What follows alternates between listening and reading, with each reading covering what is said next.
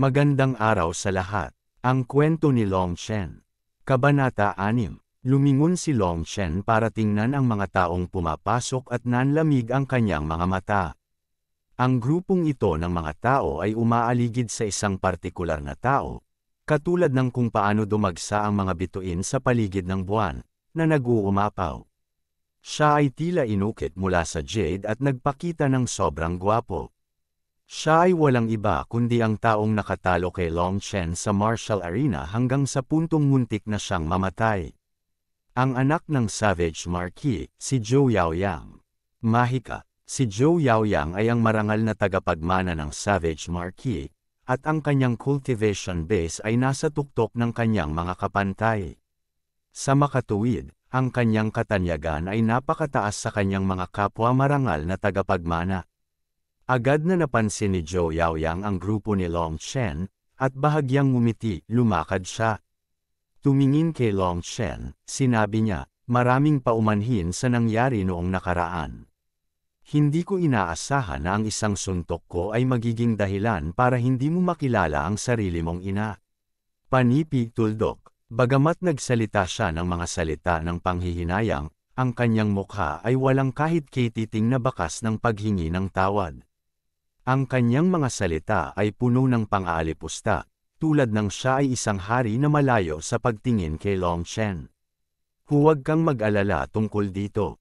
Sa lalong madaling panahon, matatalo kita hanggang sa puntong hindi mo na makilala ang sarili mong lola.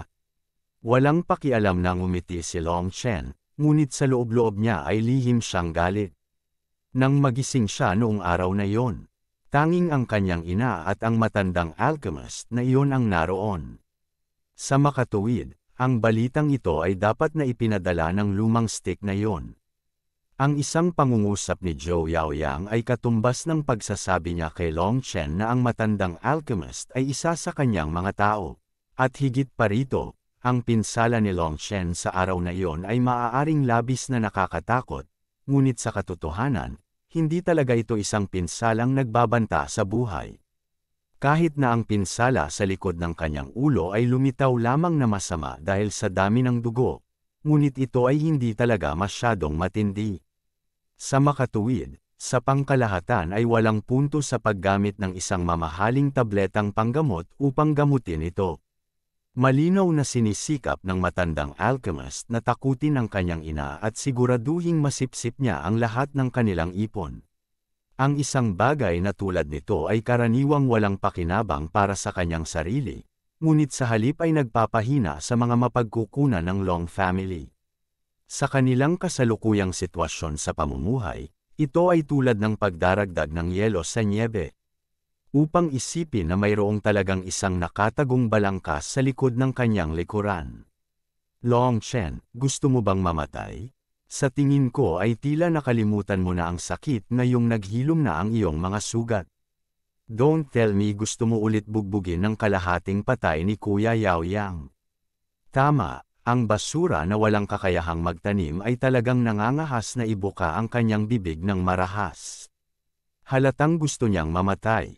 Anong tanga? Ang pagpapakatanga sa isang idiot bilang isang marangal na tagapagmana ay isang insulto lamang sa amin.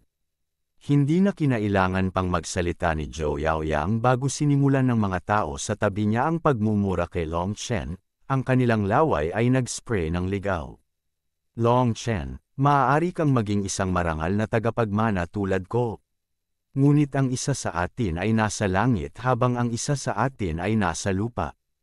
Isa kang maliit na langgam, at ang magagawa mo lang ay titigan ako.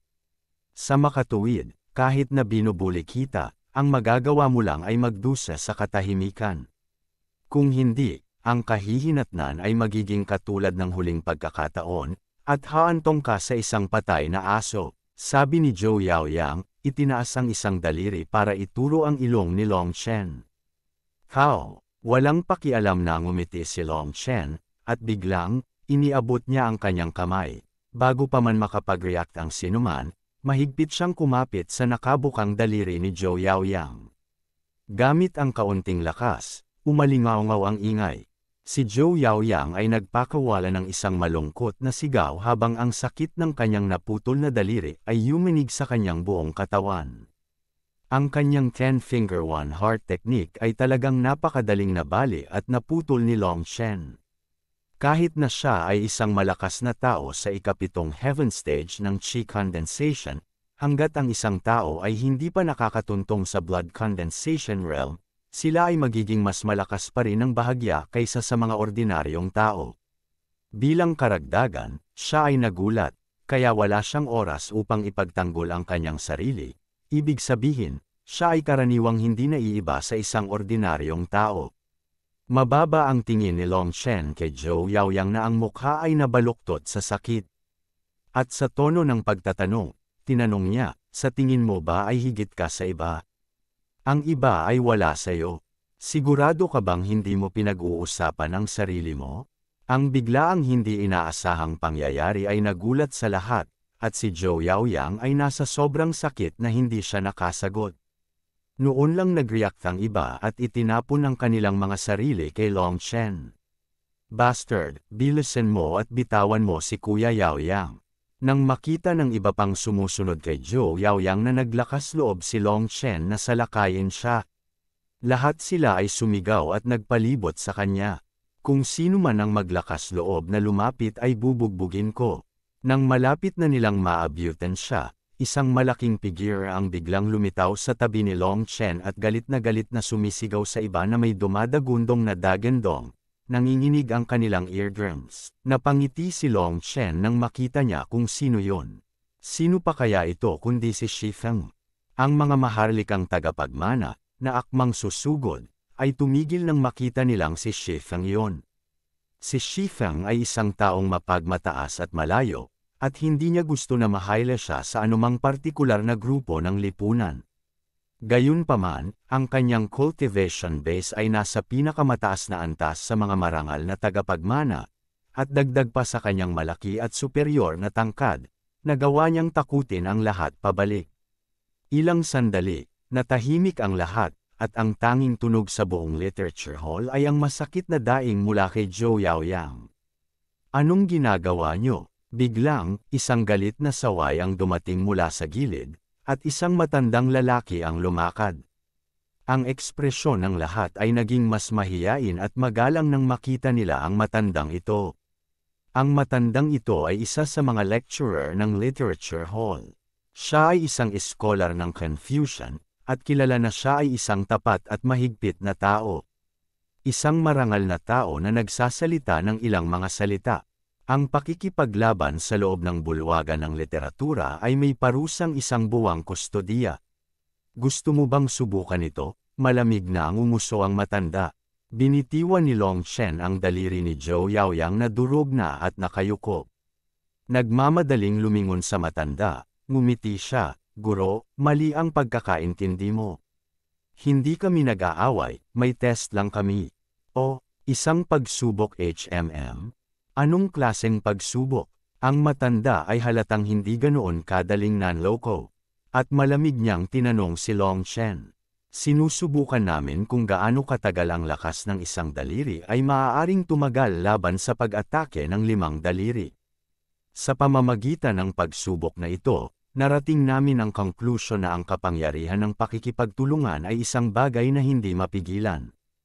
Kahit gaano kalakas ang daliri, nakahiwalay pa rin ito. Ang kapangyarihan nito ay hihina paminsan-minsan, at sa pamamagitan lamang ng pag-asa sa isang kapareha maipapalabas ang kapangyarihan sa isang tuloy-tuloy na daloy, na ginagawa itong mas malakas at mas matatag. Ang pagsusulit sa pagkakataong ito ay nagbigay daan sa aming dalawa ni Zhou Yaoyang na magkaroon ng pang-unawa kung paano gamitin ng Weisto ang kapangyarihan ng pakikipagtulungan, at magkakaroon ito ng napakalaking benepisyo para sa aming paglilinang sa hinaharap. Kuya Zhou, ano sa tingin mo ang mga benepisyong ito? HMM. Buod ni Long Shen, habang tinitigan niya ng may nakatagong kahulugan si Zhou Yaoyang. Nagalit si Zhou Yaoyang hanggang sa muntik na siyang mawala ng malay, ngunit ang karaingang ito ay malalamon lamang niya.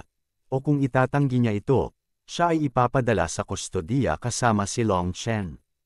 Kahit na ang isang marangal na tagapagmana ay hindi maaaring lumabag sa mga tuntunin ng Literature Hall. Oo, tama yan. Ginawa ni Zhou Yaoyang ang lahat para mapanatiling kalmado ang kanyang boses. Ngunit ang sakit ay naging dahilan upang maging magaspang ang boses niya. Tumingin ang matandang lalaki kay Long Chen, at isang bakas ng pangungutya ang sumilay sa kanyang mga mata. Ngunit sa huli, tumango pa rin siya at sinabing, dahil naging ganito, hindi naman sisisihin ng matandang ito ang inyong dalawa. Ngunit tandaan, sa hinaharap, hindi ka maaaring gumawa ng kaguluhan dito. Palihim na napabuntong hininga ang lahat na maswerte si Long Chen nang marinig nila ito. Malinaw na alam ng matanda na si Long Chen ay gumagawa lamang ng kalokohan. Ngunit hinayaan pa rin niya silang lahat. Teka sandali, kinagat ni Zhou Yaoyang ang kanyang mga ngipin, at sa pamamagitan ng paggamit ng boses na silang dalawa lang ang nakakarinig, tinawag niya si Long Chen. Ang pag-atake ng kamay ni Long Chen ay napakasama. Hindi lamang nito nabali ang kanyang daliri, ngunit bilang karagdagan, gumamit siya ng ilang uri ng hindi kilalang pamamaraan upang gawing putik ang mga meridian sa loob ng kanyang daliri. Kung hindi, si Zhou Yaoyang ay hindi makararanas ng matinding sakit at haantong sa ganoong kaawa-awang figura ng walang kahit kaunting lakas na lumaban. Brother Zhou, huwag mag-atubiling puntahan ako muli para gumawa ng ilang pagsubok. Ngayon ay isang maliit na bayad lamang sa interes na inutang ko sa iyo, bastard. Ang pinakamasama ay darating pa. Ngunit sa labas, magalang nang umiti si Long Chen. Mahigit sa 200 marangal na tagapagmana ang mahinahon at tahimik na umupo sa kanilang mga upuan. Tumango ang matanda bilang kasiyahan at sinimulan ang lecture. Gayunpaman, ang kanyang materyal ay malabo at hindi maintindihan sa kanila, at karaniwang, lahat ng ito ay nahuhulog sa mga bingi. Nagdulot ito ng antok sa lahat, ngunit wala talagang nang ahas na matulog. Bagamat ang matandang iyon ay walang kaunting cultivation base. Sa loob ng buong Imperial College, siya ang may huling desisyon sa lahat ng bagay.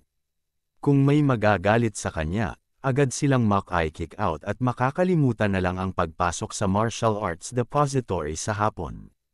Ito ay maihahalin tulad sa mga itlog ng manok, ang isa ay naging masama at ang isa ay mabuti pa. Ngunit kung gusto mong kumain ng magandang itlog, kainin mo muna ang masamang itlog. Ang matanda ay nagpatuloy sa pagsasalita tungkol sa lahat ng uri ng mga bagay, kasaysayan, mga klasikal na gawa, kung paano mamuno sa isang umuunlad na bansa, kaalaman sa agrikultura, kahit si Long Chen ay halos makatulog. Gayunpaman, ang mga taong tulad ni Fatty Yo ay talagang nakinig ng mabuti. Hindi sila makapagtanim, kaya kinailangan nilang umasa sa edukasyon para sa hinaharap, sana ay makakuha ng trabaho sa gobyerno. Sa ilalim ng mabagal na paghihirap na ito, dahan-daang lumipas ang oras hanggang sa tanghali na. Pagkatapos kumain ng tanghalian, nagsiksikan ang lahat patungo sa Battle Skill Pavilion. Maging ang mga taong walang paraan ng paglilinang ay sumunod din. Sa loob ng Battle Skill Pavilion ay hindi mabilang na battle skills at cultivation techniques, at ang pagdaan sa mga ito ay maaaring mag-alok sa kanila ng maswerteng pagkikita. Ang Battle Skill Pavilion ay may 3 palapag, ngunit ang ibabang antas lamang ang nabuksan sa lahat ng marangal na tagapagmana. Kahit na isang palapag lang, mayroon pa ring 17 bookshelf na puno ng lahat ng uri ng battle skills at cultivation techniques. Ito ay isang napakatalino na tanawin na nakasilaw sa mga tao. Kuya Yaoyang, mayroon na akong life and death battle agreement kay Long Chen. Sa pagkakataong ito ay tiyak na papatayin ko siya para makatulong sa paghihiganti para sa iyo, magalang na sabi ni Li Hao. Sino ang nakakaalam kung kailan, ngunit si Li Hao ay palihim na tumakbo sa tabi ni Zhou Yaoyang. Sa puntong ito, ginamit na ni Zhou Yaoyang ang kanyang enerhiya upang sugpuin ang sakit sa kanyang daliri. Ngunit ang mahalaga ay pinirito na ang mga meridian, kaya kailangan niyang maghanap ng alchemist para tulungan siyang gamutin ito. Hindi pa ito ang tamang panahon para patayin siya, Kung hindi, pinatay ko siya noong nakaraan. Umiling si Zhou Yaoyang. Bigla siyang nagtanong, tama, paano mo siya nabugbog noong nakaraan? Ay, sa totoo lang, ako lang ang pabaya, at sinagot ni Long Shen ang pagkakataong iyon. Ang resulta ay talagang nagpagalit sa akin, na isipin na ang basura ay maaari talagang talunin ako minsan. Sumagot si Li Hao ng walang katapusang panghihinayang. Ang isang pagkawalang iyon ay naging sanhi ng pagbagsak ng kanyang reputasyon, at ang mga taong nagbubulungan at nagchichismisan tungkol sa kanyang likuran ay nagdulot sa kanya ng galit. Naniniwala siya na ang huling pagkakataon ay isang maliit na sandali lamang ng kawalang ingat, at kaya sa pagkakataong ito, tiyak na mayroon siyang kaunting hangarin sa pagpatay kay Long Shen. Hindi maaaring payagang mamatay si Long Shen, hindi bababa sa ngayon. Huwag mong guluhin ito. Nag-alala si Zhou Yaoyang na hindi naintindihan ni Li Hao, kaya sinadya niyang inulit ang kanyang sarili. Kung ganoon, ano ang dapat kong gawin? Pakawalan mo na lang siya ng ganito? Medyo ayaw na tanong ni Li Hao. Tiningnan ni Zhou Yaoyang ang kanyang baloktot na sirang daliri at nagngangalit ang kanyang mga ngipin sa galit. Sinabi niya, kahit na hindi mo siya mapatay, kung gusto mong bawiin ang ilang bagay sa kanyang katawan, ayos lang yon. Nang marinig ito ni Li Hao, lumiwanag ang kanyang mga mata sa pananabik, magaling. Sa pagkakataong ito, kukunin ko na ang kinuha niya sa akin, at nako, sa tingin ko kukunin ko rin ang isang mata niya. TCH, naaasar talaga ako kapag nakikita ko yung ekspresyon ng mga mata niya. Panipi tuldok, ngumisi sina Zhou Yaoyang at Li Hao, ngunit hindi nila napansin na si Long Shen, na nagpapanggap na interesado sa mga tools, ay ngumiti din. Gayunpaman, ang kanyang ngiti ay mas malamig kumpara sa kanila, tulad ng isang leopardo na nakatingin sa dalawang dumudugong tupa. Mula sa kasalukuyang posisyon ni Long Shen, siya ay ganap na nakalagay upang magamit niya ang kanyang espiritual na lakas upang tiktikan kung ano ang pinag-uusapan nilang dalawa. Bagamat hindi niya marinig ng malinaw ang kanilang sinasabi, ngunit sa pagtingin sa mga ekspresyon ng mga ito, nahihinuha pa rin niya ang karamihan dito. Sa pagmamasid sa kanilang dalawa na nagsimulang kumilos na parang walang nangyari at nagsimulang mag-browse ng mga sinaunang tomes sa bookshelf, hindi rin sinasadya ni Long Shen na makipag-usap sa kanila. Sa halip, lumipat siya sa paghahanap para sa kanyang aktwal na layunin. Sa ngayon ay napagtanto niya na ang mga alaala ng Kill God na mayroon siya ay talagang hindi kumpleto. Maliban sa 9-star Hegemon Body Art, ang iba pa rito ay nauukol lamang sa alchemy. Walang battle skills, kaya talagang kailangan niyang makakuha ng isa ngayon.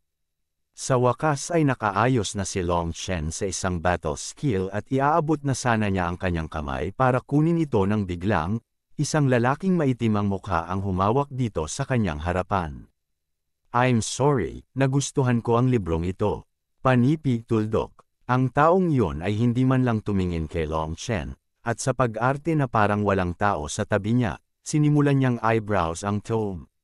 Bahagyang kumunat ang noo ni Long Shen. Malinaw na sinadya itong ginawa, ngunit hindi kumilos si Long Shen, sa halip ay lumipat sa ibang aparador ng mga aklat. Nang makita niya ang isang palm battle skill at inabot ito upang kunin, ang lalaking maitim ang mukha na matagal nang naghihintay sa gilid ay muling hinawakan ito. I'm sorry, ito, how? Isang walang awa na sampal ang damapo sa madilim na mukha na yon, naputol ang kanyang mga salita at pinalipad siya. How? Isang napakalakas at matunag na sampal ang umalingaw-ngaw. Walang awa na pinutol ang mga salita ng madilim na mukha na iyon. Pinalipad siya ng malakas na puwersa, at mahigit 10 ngipin ang bumagsak sa sahig. Ipagpaumanhin mo, ang librong ito ay nagustuhan ng young master na ito. Tumingin si Long Shen sa maitim na mukha na may mukha na tila puno ng panghihinayang, humihingi ng tawad ng may mahusay na talino. Napakarinding ng sampal na iyon. At umalingaw-ngaw ito sa buong battle skill pavilion. Ang lahat na abalang nagbabrowse sa battle skills ay agad na inilagay ang mga manual sa kanilang mga kamay at napalingon sa gulat. Sino ang nang-ahas na maging napakapangahas na kumilos ng marahas sa loob ng Battle Scale Pavilion?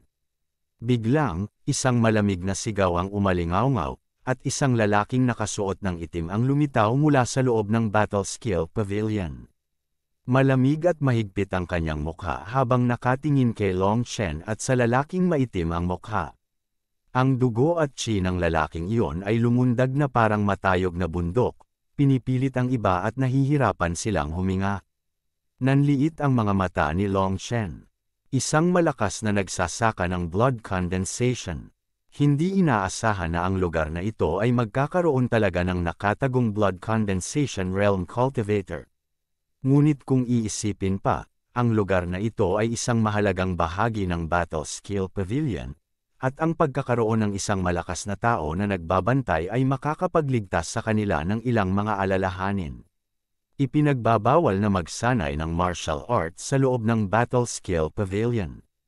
Isa itong panuntunan na alam ng lahat, at ang paglabag sa panuntunang ito ay nangangahulugang makukulong ka. Magsalita ka, anong nangyari dito? Galit na sigaw ng nagsasaka ng blood condensation. Kung gusto mong malaman, tanungin mo siya. Walang kahit katiting na takot si Long Chen habang iniunat niya ang kanyang mga kamay bilang inosente. Nagalit ang lalaking maitim ang mukha. Halatang siya ang nakaranas ng suntok, kaya bakit kailangan pa niya itong tanungin? Senior, sa sandaling ito, ang malayong Zhou Yaoyang ay nagmamadaling tumakbo. Iniulat niya sa eksperto sa blood condensation, Senior, ganito ito, biglang nakaramdam ng matinding pangangati ang mukha ni Wang Mang. Kaya sinampal niya ang sarili. Wala talagang anumang puwersa o labanan, maaari mong suriin para sa iyong sarili. Ang taong maitim ang mukha na tinawag na Wang Mang ay nataranta. Ngunit nang may sasabihin pa sana siya, nakita niya ang malayong lihaw na ginagawa ang lahat para bigyan siya ng makahulugang sulyap, kaya't nilunok niya ang kanyang mga salita pabalik. Ikaw ang anak ng Savage Marquis? Oo, nagmamadaling tumango si Zhou Yaoyang. Ang taong yon ay tumango at tumingin kay Wang Mang sa sahig. Sinabi niya, kung ang mukha mo ay makati, scratch mo lang, huwag kang gumawa ng ganyang gulo. Linisin ang iyong sarili. Ayokong makita ang ganitong sitwasyon sa pangalawang pagkakataon. Pagkatapos magsalita, tumalikod siya at umalis. Naiwan ang isang pulutong ng nagtatakang mga tao na nagtataka kung bakit talaga tutulungan ni Zhou Yaoyang si Long Chen. Haha, hindi mo ba narinig ang sinabi niya? Bilisan mo at linisin mo yang kalokohan mo. Tumawa si Long Chen na parang inaasahan na niya ang buong pangyayari. Pagtalikod niya, naglakad siya palayo para magpatuloy sa paghahanap ng battle skill. Nasusuklam na bastard. Sa pagtingin kay Long Chen na minaliit ang pangyayaring ito, nagalit si Wang Mang hanggang sa puntong halos naglalagablab ang kanyang mga mata. Ang isang sampal niya ay nagdulot sa kanya ng labis na inis. Wang Mang, tiisin mo. Kung ibubuka mo ang iyong bibig at akusahan si Long Chen na sinaktan ka, siya ay makukulong sa loob ng 1 buwan, ngunit pagkatapos ng 1 buwan, siya ay pakakawala ng ligtas at maayos. Gayunpaman, kung lulunukin mo ang galit na ito ngayon, bukas, tutulungan ka ni Li Hao na ibalik ang mukha na ito. Sa makatuwid, dapat mong ganap na tiisin ito. Ipinaalam sa kanya ni Zhou Yaoyang. Tumango si Wang Mang. Alam niya na inayos ni Li Hao ang pakikipaglaban kay Long Chen. Ngunit sa sobrang tagal niyang binubuli si Long Chen, nakasanayan na niya ito na umabot sa puntong naglalaro lang ito. Gayunpaman, ngayon, ang kanyang paglalaro ay naging dahilan upang makatanggap siya ng isang malaking sampal sa mukha, at wala man lang siyang lugar para magreklamo. Ang galit mula sa mga sirang pira-pirasong ngipin ay maaari lamang isubo sa kanyang tiyan. Ang isang pares ng mga tao ay abalang pinupulot ang mga nagkalat na ngipin at pinupunasan ang mga mantsa ng dugo nang biglang nagtanong si Zhou Yaoyang. Ang pamamaga sa iyong mukha ay napakaliit, kaya lumalabas na ang lakas ni Long Chen ay hindi pa rin masyadong mataas. Pero paano niya nagawang matamba ang napakaraming ngipin mo? Yung iba naman sobrang hinala. Ayon sa sentido komon, isang napakalakas na puwersa lamang ang makakapagpatumba ng gayong matitibay ng ngipin. Sino ang nakakaalam? Ito ay ganap na katawa-tawa, malungkot na sabi ni Wang Mang.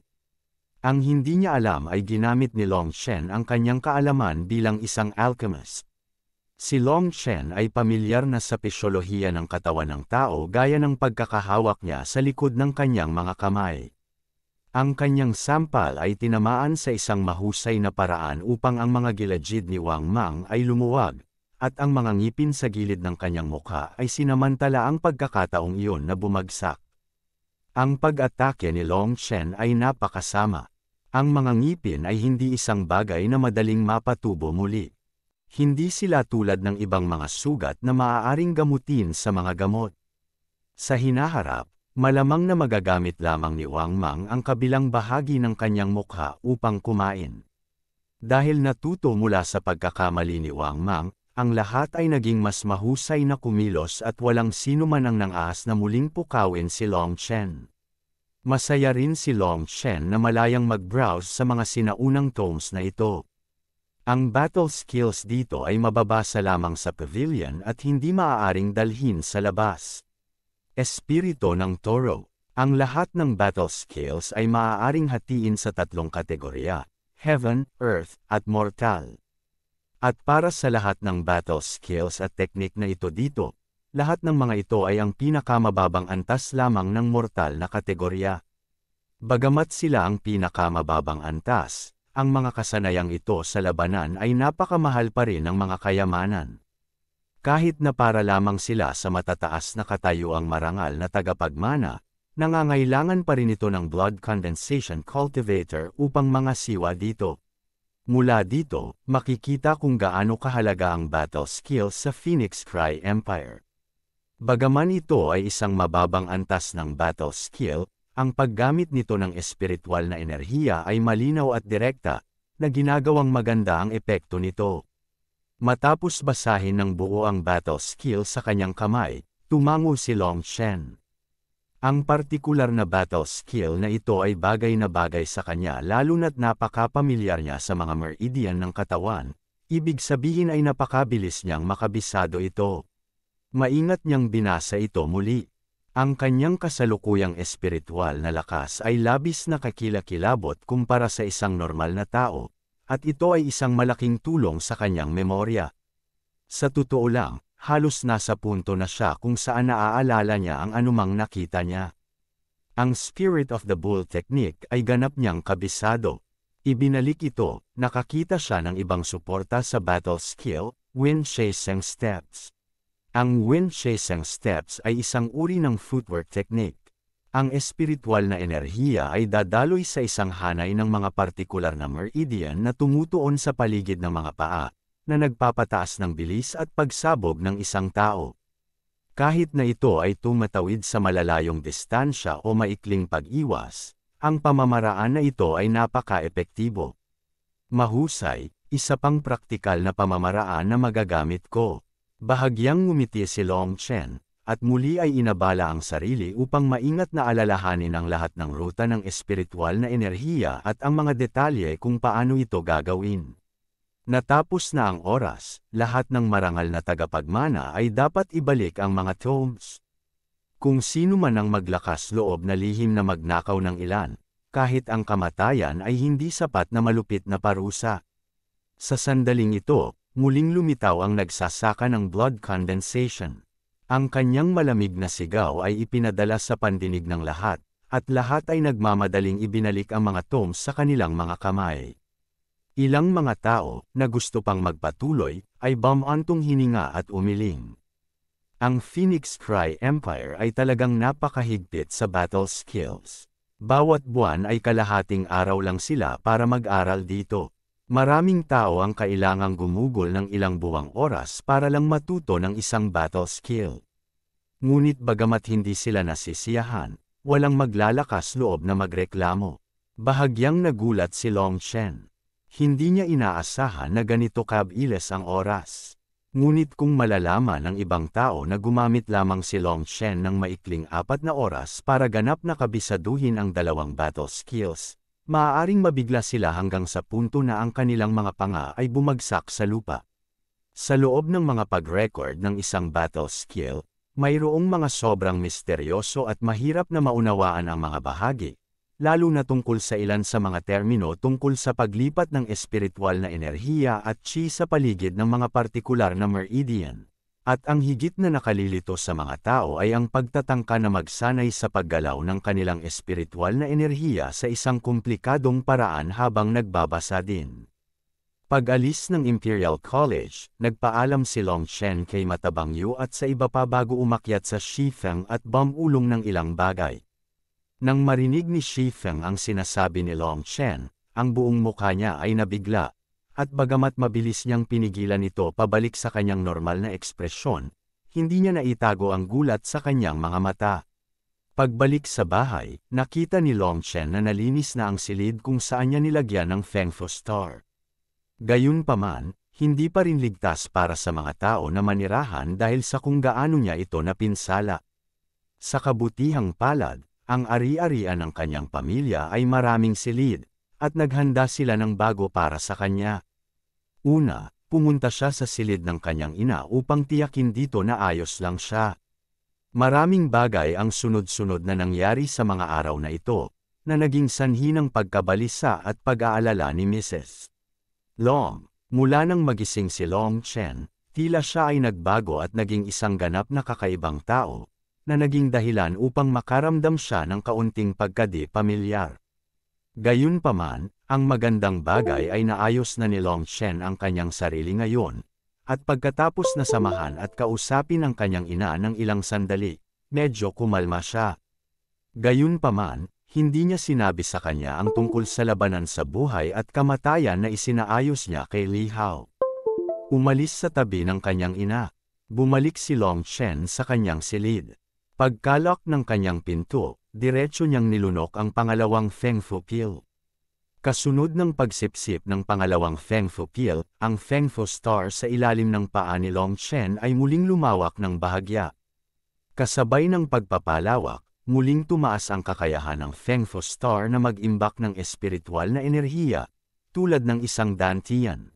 Gayunpaman, ang kasalukuyang Feng Fu Star ay nasa isang embryonic form pa rin, at upang ito ay maabot ang isang ganap na condensed form, isang hindi mabilang na bilang ng Feng Fu Pills ay kailangan pa rin. Iyon din ang dahilan kung bakit labis na dismayado si Long Chen noong una niyang naalala ang kanyang mga alaala at nakita ang paraan ng pagsasanay sa 9-star Hegemon Body Art. Sa kasalukuyan, nakakonsumo na siya ng 2 Feng Fu Pills na nagkakahalaga ng ilang daang libong gintong barya. Gayunpaman, ang kanyang Feng Fu Star ay nasa embryonic form pa rin ito.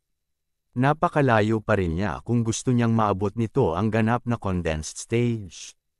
Higit pa rito, tila mayroong isang antas na higit pa doon, na kung saan ay isang bagay na hindi pa rin niya alam. Ang isang Feng Fu Star lang ay isang napakalalim na kailaliman na nangangailangan ng hindi mabilang na mga tabletang panggamot upang mapunan.